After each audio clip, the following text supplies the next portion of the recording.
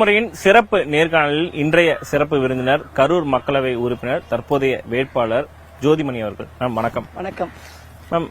அதாவது ஜோதிமணியை பொறுத்த வரைக்கும் கரூர் மக்களவை தொகுதியுடைய சிட்டிங் எம்பி. இப்ப நீங்க என்ன சொன்னீங்க, செஞ்சிருக்கிறது என்ன, செய்ய தவறியது என்ன, ஏன் அதை செய்ய முடியல உங்களால? நம்ம சொன்ன விஷயங்கள்ல நிறைய செஞ்சிருக்கோம். ஒண்ணு கல்வியை மேம்படுத்துறது. ஒண்ணு கிட்டத்தட்ட 124 அரசு பள்ளிகள்ல நம்ம மேம்பாடு செஞ்சிருக்கோம். 23 அரசு பள்ளிகள்ல வகுப்பறைகள் கட்டியிருக்கோம். 2 அரசு வகுப்பறைகள் அரசினர் கலைக்கல்லூரி கரூர்ல கட்டியிருக்கு. அப்புறம் லைப்ரரிகள், அங்கன்வாடிகள் கட்டியிருக்கோம். இது இல்லாம ரொம்ப முக்கியமா 100 பள்ளிக்கூடங்கள்ல அரசு பள்ளிகள்ல ஸ்மார்ட் கிளாஸ் போட்டிருக்கேன். ஏன்னா கிட்டத்தட்ட நிறைய இந்த 4.5 வருஷத்துல அதிகமா நான் தொகுதிக்குள்ள போன இடங்கள்ல பாத்தீங்கன்னா அதுல பள்ளிக்கூடம் ஒன்று. ஒரு 150க்கு மேற்பட்ட பள்ளிக்கூடங்களுக்கு போய் நான் மாணவர்களோட இன்டராக்ஷன் பண்ணிருப்பேன். அதுல பயத்தை எதிர்கொள்வது எப்படி அப்படின்னு அவங்களோட ஒரு பெரிய கலந்துரையாடல் பண்ணிருக்கேன். மாணவர்கள் மத்தியில் ஒரு ஹிட் ப்ரோக்ராம். அப்ப நான் கவனிச்ச விஷயம் என்னன்னா, நீங்க செல்போன் யூசேஜ் நம்ம நினைக்கிறத விட மாணவர்கள் மத்தியில் அதிகமா இருக்கு. எவ்வளவு பேர் கண்ணு யூடியூப் பாப்பீங்க அப்படின்னா 1ஆம் கிளாஸ்ல இருந்து 12ஆம் கிளாஸ் வரைக்கும் மொத்த கிளாஸும் கை தூக்குது. அப்ப அவங்களுடைய அலைன்மெண்டே ரொம்ப டிஜிட்டலா இருக்கு. இன்னும் அவங்களுக்கு கரும்பலகையில தான் நம்ம சொல்லி கொடுக்கறது, அது ஒன்றும் தப்பு கிடையாது. ஆனா அதை விட ஒரு நவீனமயப்படுத்தப்பட்ட, அதை விட ஒரு கற்றல் மேம்பாடு செய்யப்பட்ட ஒரு பள்ளிக்கூடம்ங்கிறது ஒரு சிறப்பானதா இருக்கும் நான் நினைக்கிறேன். அதுவே நகர்ப்புறத்தில் இருக்கிற வசதியான பிள்ளைகள் படிக்கிற பள்ளிக்கூடங்கள் அது இயல்பாகவே இருக்கு. அதே வாய்ப்புகளும் வசதிகளும் நமது பகுதிகளை, கிராமங்கள்ல ஒரு எளிமையான குடும்பத்தை சேர்ந்த பிள்ளைகள் படிக்கிற பள்ளிக்கூடங்கள்லயும் இருக்கணும் அப்படிங்கிற அடிப்படையில் அதை பண்ணிருக்கோம். அதுவும் இல்லாம நாடாளுமன்ற உறுப்பினர் நிதியில 51% நான் கல்விக்கு தான் ஒதுக்கீடு செஞ்சிருக்கேன். ஒரு இந்தியாலேயே ஒரு நாடாளுமன்ற உறுப்பினர் கல்விக்கு அவ்வளவு நிதி ஒதுக்கீடு செய்தது நான் தான், எங்க கரூர் நாடாளுமன்ற தொகுதியில தான். அந்த ஒரு விஷயம் நாங்க மனசுக்கு நிறைவா பண்ணிருக்கோம். ரெண்டாவது இன்னும் இதனோட தொடர்ச்சியா தமிழ்நாடு அரசாங்கமும் கிட்டத்தட்ட 25,000 பள்ளிகள்ல ஸ்மார்ட் கிளாஸ் போட போறாங்க. அப்படி இருக்கிறப்ப தமிழ்நாட்டுல ஒரு கல்வி புரட்சி நடக்கிறப்ப அதுக்கு முன்னாடியே கரூர் நாடாளுமன்ற தொகுதியில, எங்க தொகுதியில அந்த கல்வி புரட்சிக்கான பணி ஆரம்பமாகுது. ரெண்டாவது மருத்துவ கட்டமைப்புகளை நம்ம இம்ப்ரூவ் பண்ணணும் அப்படின்னு ஒரு வாக்குறுதி இருந்துச்சு. அத ஒரு திருப்திகரமான அளவுல பண்ணிருப்போமான்னு நம்ம சொல்ல முடியல. ஏன்னா 2 ஆண்டு காலம் நாடாளுமன்ற உறுப்பினர் நிதி நரேந்திர மோடி அரசாங்கத்தால் வழங்கப்படவில்லை. அப்புறம் கொரோனா தொற்றுனாலையும் நமக்கு ஓராண்டு நிதியை அங்க கொடுக்க வேண்டியிருந்தது. அந்த 2 ஆண்டுகள் சேச்சுரேஷன் மாதிரி நமக்கு இருந்துச்சு. ஆனாலும் கரூர் அரசினர் மருத்துவக் கல்லூரி மருத்துவமனை, மணப்பாறை ஹாஸ்பிட்டல், வேடசந்தூர் ஹாஸ்பிட்டல், இலுப்பூர், விராலிமலை, அந்த மாதிரி ஹாஸ்பிட்டல், அது இல்லாம 23 ஆரம்ப சுகாதார நிலையங்கள், இதெல்லாமே கொஞ்சம் பெரிய ஆரம்ப சுகாதார நிலையங்கள். அரவக்குறிச்சி, மலைக்கோவிலூர், புஞ்சை புகழூர், இலுப்பூர், விராலிமலை, நீர்பழனி, இந்த மாதிரி நிறைய சொல்லிட்டே போலாம். இந்த மாதிரி அதை நம்ம மேம்பாடு பண்ணிருக்கோம். அதுல பாத்தீங்கன்னா அதிகமா நம்ம பண்ணது ஒரு உயிர்காக்கும் உபகரணங்கள் வாங்குறதுக்கான ஒரு முயற்சியை நம்ம முன்னெடுத்திருக்கோம். ஒண்ணு நாடாளுமன்ற உறுப்பினர் நிதியிலிருந்து பண்ணிருக்கோம். கொரோனா டைம்ல ஹெல்ப் பிரீத் கரூர்னு ஒரு இயக்கத்தை ஆரம்பிச்சு அதுல இருந்து நிதி திரட்டி பண்ணிருக்கோம். அடிப்படை தேவைகளே சில நேரங்கள் மல்டிபேரா மானிட்டர், வெண்டிலேட்டர், இந்த மாதிரி இருந்து நீங்க கொரோனா தொற்றுல பாத்தீங்கன்னா 10 ஆண்டு கால அதிமுக ஆட்சிக்கு அப்புறம் நம்ம அந்த ஒரு திமுக கவர்மெண்ட் பதவியேற்ற புதுசு நீங்க போய் இந்த மாதிரி மாவட்ட மருத்துவமனைகள்ல பாத்தீங்கன்னா ஒரு வெண்டிலேட்டர் கூட கிடையாது. மூச்சு திணறல் தான் அப்ப நமக்கு பெரிய பிரச்சனை. அந்த மாதிரி நிலைமை இன்னைக்கு இல்ல. இன்னைக்கு மாத்திருக்கோம். அந்த நிலைமையை மாத்திருக்கோம். மேம்படுத்துறது, மருத்துவ கட்டமைப்புகள் தமிழ்நாடு அரசாங்கத்து இந்த 2க்கு எங்கள் தொகுதியில பெரிய ஹெல்ப் பண்ணிருக்காங்க. கல்விக்கு குறிப்பா நாங்க அரசினர் கலைக்கல்லூரிகள் இல்லாம 2-3 தொகுதிகள் இருந்தது. அந்த பகுதிகள் அரசினர் கலைக்கல்லூரியை கொண்டு வருவோம்னு ஒரு வாக்குறுதி கொடுத்தோம். அதே போல திராவிட முன்னேற்ற கழக அரசாங்கம் வந்ததுக்கு அப்புறம் மணப்பாறையில் ஒரு அரசு கலை அறிவியல் கல்லூரி, அரவக்குறிச்சியில் ஒரு அரசு கலை அறிவியல் கல்லூரி, கிருஷ்ணாபுரத்தில் அரசு கலை அறிவியல் கட்டிடங்கள், இந்த மாதிரி பணிகள் செஞ்சிருக்கோம். அதே மாதிரி 84 கோடி ரூபாய் மதிப்பீட்டுல கரூர் நாடாளுமன்ற தொகுதிக்குள்ள அரசு மருத்துவமனைகள், ஆரம்ப சுகாதார நிலையங்கள் மேம்படுத்தப்பட்டிருக்கு. 34 கோடி ரூபாய் செலவுள்ள கல்வி அரசு பள்ளிகளுடைய அடிப்படை கட்டமைப்புகள் மேம்படுத்தப்பட்டிருக்கு. இந்த 2 பணிகளுமே நம்ம பண்ணிருக்கோம். மூன்றாவது ஒரு முக்கியமான பிரச்சனை நம்ம ஃபேஸ் பண்ணது, நிறைய மேம்பாலங்கள் இருக்கு. தேசிய நெடுஞ்சாலைகள் இருக்கிற மேம்பாலங்கள் விபத்துக்கள் நடந்து மேம்பாலங்கள் இல்லாதனால ஒரு 3000-4000 பேர் இறந்து போயிருக்காங்க. 15 ஆண்டுகளாக அந்த பணி யாருமே தொடல. இதுக்கு முன்னாடி இந்த நாடாளுமன்ற இப்ப 372 கோடி ரூபாய் நிதி பெற்று அது அவ்வளவு ஈஸி இல்ல. நான் ஒரு ஆளுங்கட்சி நாடாளுமன்ற உறுப்பினர், எதிர்கட்சி நாடாளுமன்ற உறுப்பினர் இருந்தாலும் போராடி வாதாடி பெற்று கிட்டத்தட்ட 272 கோடி ரூபாயில பணி முடிஞ்சிருக்கு. 100 கோடி ரூபாய்க்கான பணிகள் நடந்துகிட்டு இருக்கு. அதே போல நாடாளுமன்ற உறுப்பினர் அலுவலகமே ஒரு பெரிய சேலஞ்ச். நாங்க போன தேர்தலில் நம்ம நிக்கிறப்ப, ஏன்னா 20 ஆண்டு காலமா அன்னைக்கு இருந்த அதிமுக நாடாளுமன்ற உறுப்பினர் ஒரு அலுவலகம் கிடையாது, அவர் யாரும் பார்க்கவும் முடியாது. சோ அந்த மாதிரி ஒரு சூழல் இருந்து, அப்ப நம்ம வந்து வெற்றி பெற்று வந்தோம்னா அந்த நாடாளுமன்ற உறுப்பினர் அலுவலகங்களை வேற வேற தொகுதிகள் அமைப்போம் அப்படின்னு நம்ம சொல்லியிருந்தோம். அதே மாதிரி கரூர்ல, வேடசந்தூர்ல, விராலிமலையில, அரவக்குறிச்சி பகுதிகளில் நம்ம நாடாளுமன்ற உறுப்பினர் அலுவலகத்தை அமைச்சிருக்கோம். அதுல ஒரு விஷயம் நம்ம சொல்லாத வாக்குறுதி என்னன்னா, அப்படி அலுவலகம் அமைச்சா கூட நீங்க பாத்தீங்கன்னா இந்த 4 மாவட்டத்துல வருது என்னுடைய ஒரு சட்டமன்ற தொகுதி, நாடாளுமன்ற தொகுதி. அந்த நாடாளுமன்ற தொகுதிக்குள்ள ஒரு இடத்துல இருந்து ஒரு இடத்துல கரூர், திருச்சி, திண்டுக்கல், புதுக்கோட்டை, ஒரு இடத்துல இருந்து ஒரு இடத்துக்கு நாடாளுமன்ற உறுப்பினர் இருந்தா கூட வந்துட்டு போக முடியாது. அப்ப நாங்க என்ன பண்ணோம், ஒரு வாட்ஸ்அப் எஃபெக்டிவா யூஸ் பண்ணோம். 80,000 பேர் வந்து என்னோட நாடாளுமன்ற தொகுதிக்குள்ள எங்க எம்பி ஜோதிமணிங்கிற குரூப்ல அவங்க இருக்காங்க. சோ அவங்க வந்து நேரில தான் வந்து மனு கொடுக்கணுங்கிற சூழலை மாற்றி அவங்க வாட்ஸ்அப்லயோ இல்ல அலைபேசியிலயோ அவங்க மனுக்களை கொடுக்கலாம் அப்படிங்கிற ஒரு சூழலை ஏற்படுத்திடும். அப்புறம் நேரடியா வந்து மக்களை சந்திப்போம் நம்ம சொல்லியிருந்தோம். கிட்டத்தட்ட தேர்தல் முடிவு வந்த உடனே கிட்டத்தட்ட எனக்கு 2.5 வருஷம் ஆயிருக்கு. அப்கோர்ஸ் 2 கோவிட் பீரியட் இயர்ஸ் உள்ள வந்திருக்கு. கிட்டத்தட்ட 6300 கிராமங்களுக்கு கனெக்டிங் கரூர் நாங்கள் டூர் போட்டு போய் மக்களுக்கு நன்றி சொல்லி அவங்களுடைய கோரிக்கைகளை கேட்டு என்னென்னவெல்லாம் பிரச்சனைகள் இருக்குது அப்படின்னு சொல்லி ஷார்ட் பண்ணிருக்கோம். அதே மாதிரி மருத்துவ கட்டமைப்புல இன்னொரு விஷயம், நீங்க நிறைய கேன்சர், சிறுநீரக மாற்று அறுவை சிகிச்சை, இதய ஆபரேஷன், மூளையில கட்டி இருந்த ஆபரேஷன், 4 பெரிய வியாதிகளுக்கு PMNRF நம்ம ரிலீஃப் வாங்கி கொடுக்கலாம். நான் வந்து 4,05,00,000 ஏழைகளுக்கு வாங்கி கொடுத்திருக்கேன். அது வந்து இதுவரைக்கும் யாருமே நம்ம நாடாளுமன்ற தொகுதியில் செஞ்சதில்லை. அதுல ஒரு முக்கியமான விஷயம் நாங்க கண்டுபிடிச்சோம். அப்ப என்னன்னா, நிறைய அப்ளிகேஷன் நமக்கு வர்றப்ப கேன்சருக்கான அப்ளிகேஷன் வந்து அலார்மிங்லி அதிகமா வந்தது. அதனால கிட்டத்தட்ட ஒரு 1.5 லட்சம் பெண்கள்ல 100 நாள் வேலை செய்யற காட்டிலையும், அதுக்கப்புறம் வந்து சுய உதவி குழுக்கள் இருக்கிற பெண்களை நேரடியா போய் சந்திச்சு அவங்க மத்தியில எப்படி மார்பக புற்றுநோய், கர்ப்பப்பை வாய் புற்றுநோய் எல்லாம் வராம தடுக்கலாம், மாதவிடாய் சுகாதாரம் எவ்வளவு முக்கியமானதுங்கிற விஷயங்களை நம்ம செஞ்சிருக்கோம். செய்ய முடியாம போனது அப்படின்னு நான் நினைக்கிற 2 விஷயங்கள், ஒண்ணு வந்து நம்ம ஸ்கில் டெவலப்மெண்ட் பண்றேன்னு சொல்லியிருந்தோம். அது வந்து ரொம்ப ரொம்ப முக்கியம். ஏன்னா பசங்க நிறைய படிச்சிருக்காங்க, அவங்க டிகிரி இருக்கு, எம்டெக், பிடெக், அந்த மாதிரி நிறைய டிகிரி இருக்கு, MA, MPhil. ஒரு பக்கம் வேலை வாய்ப்பின்மை கடுமையா இருக்கு. நரேந்திர மோடி ஆட்சியில 42 ஆண்டு காலமாக இல்லாத ஒரு வேலை வாய்ப்பின்மை இருக்கு. சோ அப்ப அந்த இருக்கிற வேலை, கொஞ்சம் வேலைக்காவது நம்ம ஆட்கள் வந்து ஒரு தகுதியோட இருக்கணும்னா அவங்களுக்கு இடையில வந்து ஒரு திறன் மேம்பாடு தேவைப்படுது. சோ அதை நம்ம அதுக்கு ஒரு மிகப்பெரிய ஒரு சென்டர் போடணும் அப்படி ஒரு வாக்குறுதி இருந்து, அதுல 2 ஆண்டு காலம் நாடாளுமன்ற உறுப்பினர் நிதி இல்லாதனால அதை பண்ண முடியல. அதை முக்கியமா இந்த தேர்தலையும் நம்ம அதை சொல்றோம், கட்டாயம் பண்ணணும்னு. 2வது வந்து மருத்துவத்தை பொறுத்த வரைக்கும் ஒரு நடமாடும் பரிசோதனை வாகனம் ஒண்ணு ஒரு 1 கோடி ரூபாய் மதிப்பீட்டுல பண்ணணும். அந்த வாகனம் வந்து ஊர் ஊரா போய் குறிப்பாக எல்லாரையும், பெண்களை, குறிப்பா பெண்கள், குழந்தைகளுடைய ஆரோக்கியம், இந்த மாதிரி கேன்சர் ஸ்கிரீனிங், இந்த மாதிரி விஷயங்களை எல்லாம் செய்யணும் நம்ம நினைச்சோம். அது செய்ய முடியல. அதுக்கும் நாடாளுமன்ற உறுப்பினர் நிதி ஒதுக்கப்படாததான் காரணம். அதற்கு பதிலாக நம்ம தமிழ்நாடு அரசாங்கத்துடைய சுகாதாரத்துறை அமைச்சரோட கோரிக்கை வச்சு அடுத்த ஆண்டிலிருந்து கரூர் நாடாளுமன்ற தொகுதியில கேன்சர் ஸ்கிரீனிங் அரசாங்கமே பண்ணும் அப்படிங்கிற ஒரு உத்தரவாதத்தை அவங்க கொடுத்திருக்காங்க. அதனால மிக்சடா இருக்கு. ஜோதிமணி வந்து தொகுதிக்கே வரல, கடந்த 5 வருடங்களா வந்துட்டு ஜோதிமணி அதிக அளவுல தொகுதிக்கு வந்து வரல அப்படின்ற மாதிரியான விமர்சனங்கள் வந்து எதிர்க்கட்சி சார்பில் வந்து முன்வைக்கப்படுது. பாரத் ஜோடோ யாத்திரையில நடந்த தூரத்தை கூட அவங்க தொகுதிக்குள்ள வந்து நடக்கல அப்படின்ற மாதிரியான விமர்சனங்கள்லாம் எப்படி நீங்க? இல்ல, என்னுடைய Facebookல போய் பார்த்தாலே நான் 2019 இருந்து எந்தெந்த தொகுதிக்கு எந்தெந்த நாள் போயிருக்குன்னு அப்டேட் ஆயிருக்கும். மக்கள் இதை சொல்லல, எதிர்க்கட்சி தான் சொல்றாங்க. பாஜக என்ன சொல்லி ஓட்டு கேட்பாங்க? நரேந்திர மோடி வந்து கேஸ் சிலிண்டர், நான் காங்கிரஸ் ஆட்சியில 410 ரூபாய்க்கு இருந்த கேஸ் சிலிண்டர் 1000 ரூபாய்க்கு ஏத்தி விட்டாருன்னு சொல்லி ஓட்டு கேட்பாங்களா? இல்ல வந்து 65 ரூபாய்க்கு இருந்த டீசல, பெட்ரோல 110 ரூபாய்க்கு செஞ்சுட்டாருன்னு சொல்லி ஓட்டு கேட்பாங்களா? இல்ல விவசாய கடனை வந்து காங்கிரஸ் ஆட்சி தள்ளுச்சு, ஆனா இன்னைக்கு விவசாயிகளே டெல்லி வீதியில நாங்க சுட்டு கொண்டு இருக்கிறோம், அந்த பெருமை எங்களுக்கு இருக்குது அப்படின்னு சொல்லி ஓட்டு கேட்பாங்களா? இல்ல வந்து காங்கிரஸ் ஆட்சியில எல்லாருக்கும் வேலை இருந்தது, 42 ஆண்டு காலமாக இல்லாத வேலை வாய்ப்பின்மை இருக்கு, ஊர்ல படிச்சவங்க ஒருத்தருக்கு கூட வேலை கிடையாது, அந்த மாதிரி சாதனை சொல்லி ஓட்டு கேட்பாங்களா?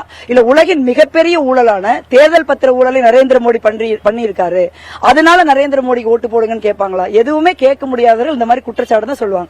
அதே போலதான் அதிமுக 10 ஆண்டு கால அதிமுக ஆட்சி, 10 ஆண்டு கால பாஜக ஆட்சி, இதுல 7.5 ஆண்டு கால பாஜக அதிமுக கூட்டணி ஆட்சி.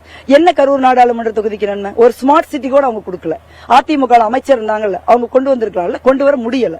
அதே போல நீங்க தமிழ்நாட்டுக்கு அவங்கனால என்ன நன்மை? ஒரு நன்மையும் இல்ல. அப்ப அதிமுகவோ பாஜகவோ சொல்வதற்கு சாதனைகள் எதுவும் இல்லாம எல்லா ஊர்லயும் போஸ்டர் அடிச்சு ஓட்டுறாங்க. 40 நாடாளுமன்ற தொகுதிகளிலையும் கண்டா வர சொல்லுங்கன்னு ஒரு போஸ்டர் போட்டிருக்காங்க. அதுக்கு ஏதாவது மக்கள் மத்தியில மரியாதை இருக்கா? இப்ப நாங்க தொகுதிக்குள்ள போறோம், தொகுதிக்குள்ள வராத எம்பினா எப்படி இவ்வளவு பிரச்சனைகள்? 150 பள்ளிக்கூடத்துக்கு நானே போயிருக்கேன். MP லேடுல நாங்க வந்து திறந்து வச்சிருக்கோம். இப்ப ஒரு முக்கியமான விஷயத்தை எங்க மக்கள் சொல்லிட்டு இருக்கேன். எங்க மக்கள் சிரிக்கிறாங்க சொன்னோம்னா. நான் ஒரு லிஸ்ட் போட்டிருக்கேன். நான் வந்து 4 ஆண்டு 9 மாதம் 24 நாட்கள் நாடாளுமன்ற உறுப்பினராக இருந்திருக்கேன். மொத்தம் 1760 நாட்கள். பாராளுமன்ற கூட்டங்களுக்கு 218 நாட்கள் போயிருக்கும். நாடாளுமன்ற நிலைக்குழு கூட்டங்களுக்கு 51 நாள்.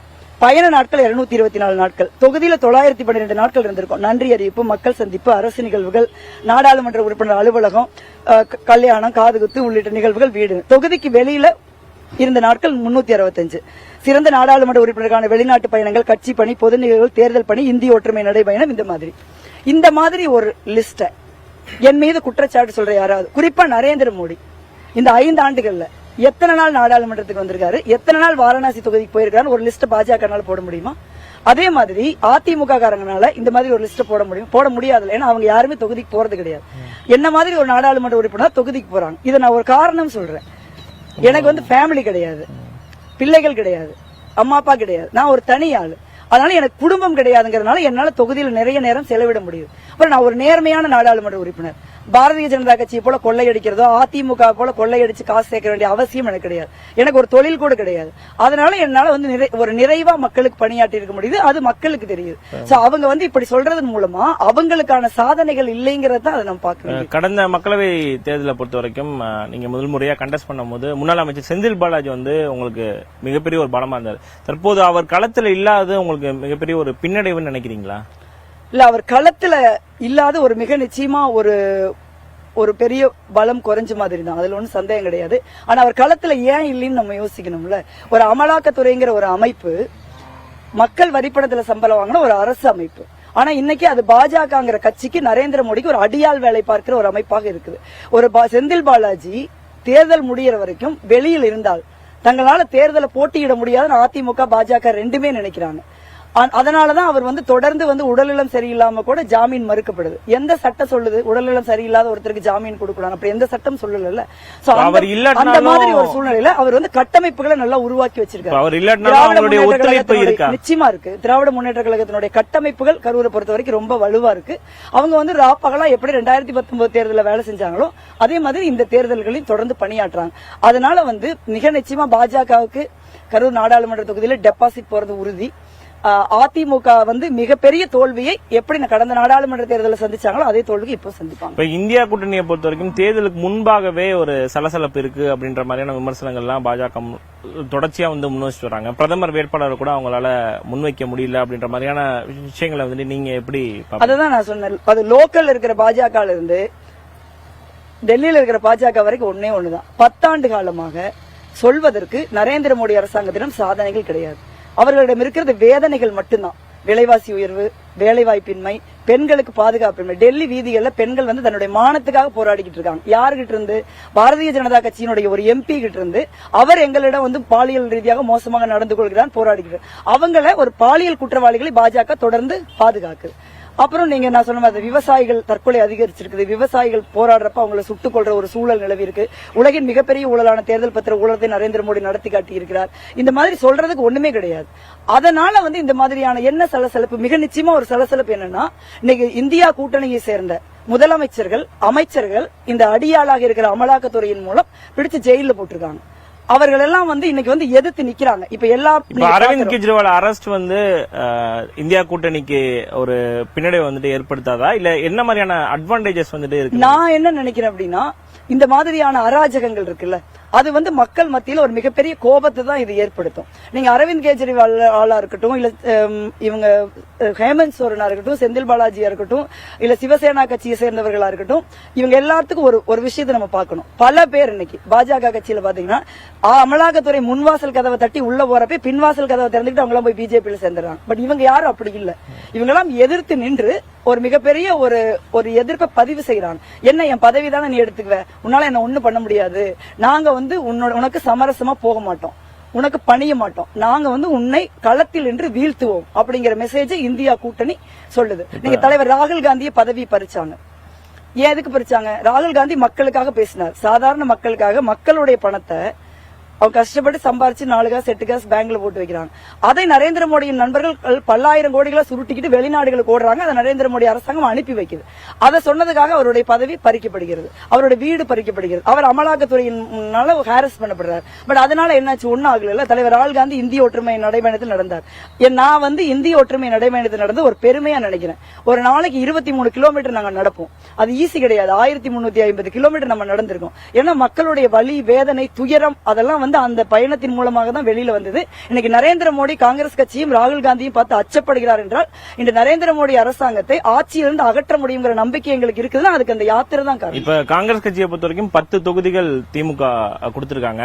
அதுல ஒரு சில தொகுதிகள்லாம் மாறி இருக்கு. மீண்டும் ஜோதிமணிக்கு வாய்ப்பு வழங்கியது அவர் ராகுல் காந்தியோட குட் புக்ல இருக்காங்க ஜோதிமணி அப்படின்ற மாதிரியான விஷயங்கள்லாம் வந்து முன்வைக்கப்படுது. எப்பவுமே சிட்டிங் எம்பிஸ்க்கு சீட்டு கொடுக்கறப்ப தொகுதியில ஒழுங்கா வேலை செஞ்சு நல்ல பேர் இருந்தா தான் எந்த கட்சியுமே சீட்டு கொடுக்கும். அந்த அளவுல வந்து தொகுதியில வந்து என்னுடைய சிறப்பான படி நான் சிறந்த நாடாளுமன்ற உறுப்பினருக்கான விருதை பெற்றிருக்கிறேன். மக்களுக்கு என் மீது இருக்கிற அன்பு, ஆதரவு, நாங்க செஞ்சிருக்கிற பணிகள், களத்துல இந்தியா கூட்டணி வந்து என்னோட 5 ஆண்டு காலமா பணியாற்றி இருக்கிறார்கள். அதுல இருக்கிற ஒற்றுமை, இந்த மாதிரி பல்வேறு விஷயங்களை பார்த்து தான் ஒரு சீட்டு கொடுப்பாங்க. தேர்தல் ஜெயிக்கிறது தான் முக்கியம். கூடவே வந்து தலைவருக்கு வந்து என்ன வந்து அவங்களுக்கு 15-20 வருஷமா தெரியும். நான் எவ்வளவு கடுமையா வேலை செய்வேன், எவ்வளவு அர்ப்பணிப்போட வேலை செய்வேன் பாத்துருக்காங்க. கரூர் நாடாளுமன்ற தொகுதிக்கு வந்து 3 சட்டமன்ற தொகுதிகள் அவங்க பயணிச்சிருக்காங்க. வேடசந்தூர்ல, அரவக்குறிச்சியில, கரூர்ல 3 சட்டமன்ற தொகுதிக்கு அவங்க வந்து இருந்து மக்களை சந்திச்சிருக்காங்க. அப்ப மக்களுடைய பேராதரவு எனக்கு இருக்கிறது அவங்க பாத்துருக்காங்க. அப்ப ஒரு சில பேர் கொடுக்கல அப்படின்னா அவங்களுக்கு மக்கள் ஆதரவு இல்ல, அவங்க சரியா ஒர்க் பண்ணலன்ற மாதிரியான விஷயங்கள் அப்படி சொல்ல முடியாது. கூட்டணிகள் வர்றப்ப இப்ப சில சீட்டுகளை வந்து கொடுத்து எடுக்க வேண்டியிருக்கு. போன டைம் திமுக சில சீட்டுகளை விட்டு கொடுத்திருப்பாங்க. அப்புறம் இந்த டைம் வந்து அந்த சீட்ல அவங்களுக்கு ஆட்கள் தேவை இருக்கு. போன டைம் நாங்க தேனி எடுத்தோம். பட் இந்த டைம் எங்களுக்கு வேற தொகுதிகள் தேவைப்படும். புதுமுகங்களுக்கு வாய்ப்பு கொடுக்கணும் கட்சி நினைக்குது. சோ அந்த மாதிரியும் இருக்கலாம். வேலை செய்யாதவங்கன்னு சொல்லிட முடியாது. இப்போ ஒரு கட்சியில புதுமுகம், காங்கிரஸ் கட்சி நிறைய புதுமுகங்களுக்கு, முக்கியமான புதுமுகங்களுக்கு வாய்ப்பு கொடுத்திருக்காங்க.